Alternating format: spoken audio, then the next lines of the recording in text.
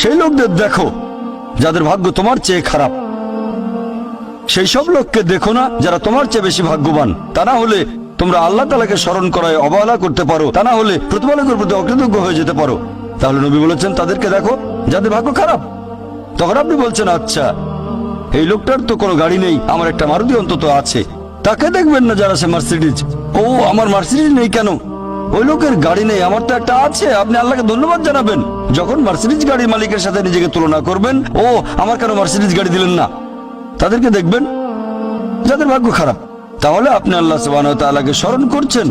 আর এটাই বৈশিষ্ট্য মানুষের। এরকম একটা গল্প যে এক লোকের মনে অনেক দুঃখ, কারণ তার কোনো জুতো নেই। তারপরে সে একটা লোককে দেখলো যার একটা পাই নেই। লোকটা অভিযোগ করতো আল্লাহর কাছে যে জুতো নেই, আল্লাহর কাছে অভিযোগ করতো আমার কোনো জুতো নেই। তারপর সেই লোকটাকে দেখলো যার একটা পা নেই। তখন সে আল্লাহকে ধন্যবাদ জানালো